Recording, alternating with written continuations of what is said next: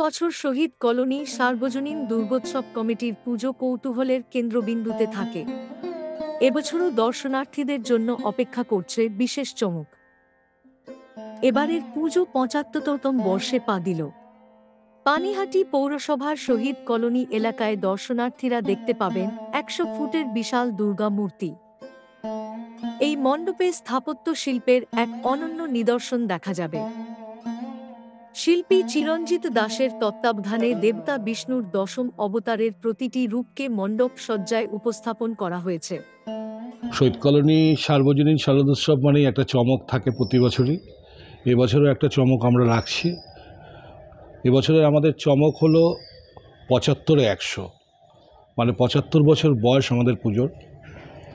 ১০০ foot আমরা প্যান্ডেলটা করছি। প্যান্ডেলের বহির্রূপটা সম্পূর্ণ দুর্গা ঠাকুরের আদলেই করা হয়েছে, আপনারা তার চাক্ষুষ করলেন। আর ভেতরে আমাদের যে দেখতে পাচ্ছেন, ভেতরে থাকছে বিষ্ণুর ১০ অবতার, এবং এখানে একটা প্রতীকী আরেকটা দুর্গা ঠাকুর থাকবে। ছবি নিয়ে নিয়েছি, এটা রাউন্ড করবে, এটা ঘুরবে, এটা রিভলভিং আছে, এটা মুভমেন্ট করবে। এবং এখানে সাবেকি ঠাকুর, যেটা আমাদের পুজো হবে মেইন, সেই ঠাকুরটা হবে। এখানে আমাদের পাড়ার সব অধিবাসীরাও অঞ্জলি ফঞ্জলি দেয়, সমস্ত বাচ্চারা আসে, এই শারদ উৎসবে সবাই সামিল হয়। এখানে ধর্মের কোনো জাতপাতের কোনো বিচার থাকে না, সবাই এসে স্বতঃস্ফূর্তভাবে এই বাঙালির শ্রেষ্ঠ উৎসবে সবাই সামিল হয়। আর আমাদের শহীদ কলোনিতে একটা ঐতিহ্য আছে। মণ্ডপে প্রবেশ করলেই চারিদিকে বিষ্ণুর বিভিন্ন রূপ মডেল আকারে উপস্থাপন করা হয়েছে, যা দর্শকদের মুগ্ধ করবে।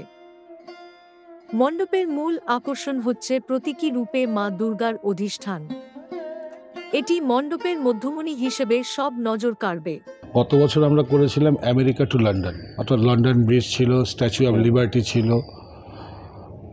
এবছর আমরা তার আগের বছর করেছিলাম আমরা দার্জিলিং। এবছরের চিন্তাভাবনাটা আসলো যে ঠাকুর যখন বিসর্জন হলো, তখন বিসর্জনের ব্যাপারের পরে যখন দেখলাম যে অনেক মানুষের একটু উপরে উঠতে অসুবিধা হয়, বয়স্ক মানুষ, এই আমাদের যখন হাইটের একটা ব্যাপার ছিল, সিঁড়ি বেয়েতে অসুবিধা হয়। অনেকে আমাদের বলেছিল যে আমরা কষ্ট করে আসি এত দূর থেকে দেখতে, কিন্তু যখন আমরা উঠতে পারি না, তখন আমাদের চিন্তা হলো যে সমানভাবে একটা করি।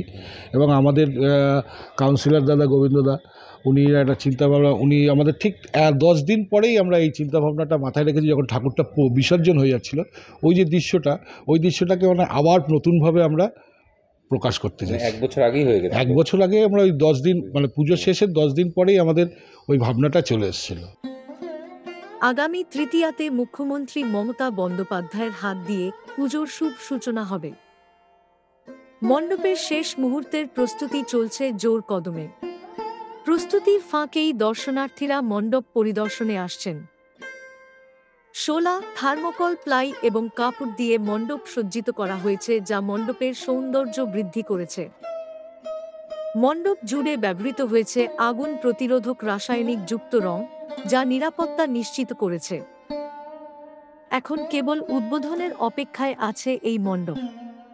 দর্শনার্থীরা উদগ্রীব হয়ে অপেক্ষা করছেন। এই বছর শহীদ কলোনির দুর্গোৎসব দর্শনার্থীদের জন্য বিশেষ আনন্দ এবং অভিজ্ঞতা নিয়ে আসছে।